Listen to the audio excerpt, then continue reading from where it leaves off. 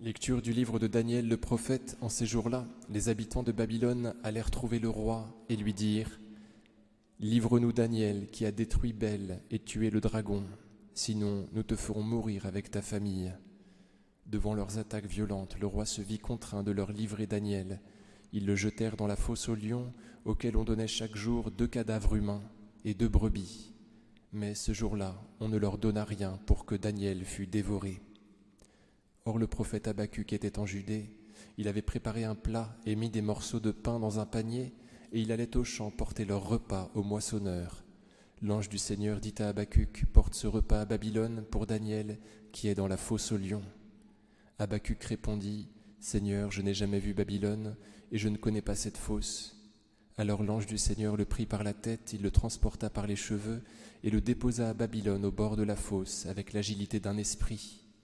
Habacuc cria, « Daniel, Daniel, prends le repas que Dieu t'envoie. » Daniel dit, « Tu t'es souvenu de moi, ô mon Dieu, et tu n'abandonnes pas ceux qui t'aiment. » Daniel se leva et mangea, et aussitôt l'ange du Seigneur ramena Habacuc chez lui. Le 7e jour, le roi vint pleurer Daniel.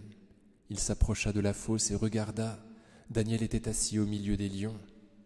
Le roi poussa un cri et dit, « Tu es grand Seigneur, Dieu de Daniel. Il n'y a pas d'autre Dieu que toi. » Il fit sortir Daniel. Quant à ceux qui voulaient sa perte, il les fit jeter dans la fosse. Ils furent aussitôt dévorés sous ses yeux. Alors le roi dit que les habitants de la terre tout entière craignent le Dieu de Daniel. C'est lui le Sauveur, qui fait des signes et des prodiges sur la terre, lui qui a délivré Daniel de la fosse aux lions.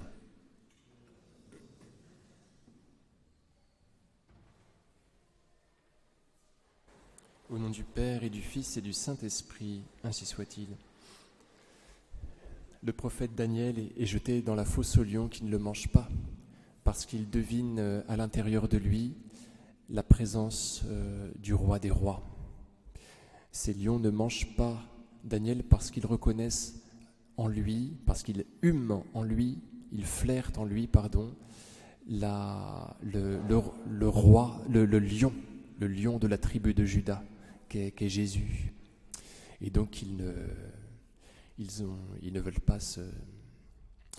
s'attaquer, à leur Dieu, à leur Créateur. Souvenons-nous, le Seigneur Jésus, au début de sa vie publique, va au désert et avant d'être tenté par le diable, il vit au milieu des bêtes sauvages et l'Évangile selon saint Marc nous apprend qu'il n'est pas mordu par les bêtes sauvages.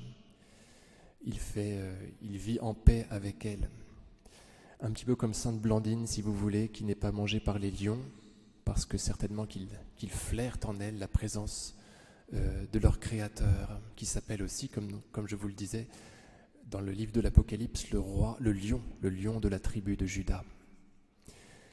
Alors le taureau qui ira contre Blandine a moins de sensibilité, je vous l'accorde. Toujours est-il que Daniel donc n'est pas mangé par des lions qui pourtant ont été affamés, et donc c'est certainement par la présence de Dieu. D'ailleurs, il est nourri par le pain des anges, un pain qui lui arrive du ciel. Vous voyez, Habacuc est un autre prophète qui le nourrit par voie des airs. Et cela nous fait penser au panis angelicus, au pain des anges. Donc vous voyez, il est réconforté par cette nourriture qui préfigure l'Eucharistie. Il est réconforté, il est même fortifié, protégé par cette nourriture divine. Et d'ailleurs, ce pain était destiné, c'est très intéressant, était destiné aux moissonneurs. C'était à des moissonneurs que ce pain était destiné et il arrive en fait dans la bouche de Daniel. Et cela est intéressant, ça veut dire que Daniel est le véritable moissonneur. Par son sacrifice, c'est lui qui moissonne véritablement. Et j'en veux pour preuve que juste après, le roi de Babylone se convertit à la vue du Daniel survivant. Il se dit, tiens, cet homme-là était protégé par Dieu. Et donc il est gagné, si vous voulez, dans les greniers du paradis, il est moissonné par le sacrifice de Daniel qui donc a droit de manger le pain des moissonneurs, qui est un pain qui préfigure donc très certainement l'Eucharistie. Daniel ressemble à Jésus, étant donné qu'il est livré par lâcheté au pouvoir des méchants. Alors on comprend, voyez, le pauvre roi qui se voit contraint de livrer Daniel aux méchants, sans quoi lui et sa famille y passeront. On n'est pas tout à fait dans le cas de Pilate, vous voyez. C'était pas tout à fait la même chose, mais il y a quand même une coïncidence de destin. Donc le prophète vit ce que vivra son roi par anticipation. Ce qu'on peut retenir de cette histoire, c'est que le sacrifice de Daniel porte du fruit. Il s'appuie sur son roi, il met sa confiance au roi des cieux, en le roi des cieux, et cette confiance n'est pas déçue. Et le roi de Babylone assiste à cette victoire, à ce combat spirituel.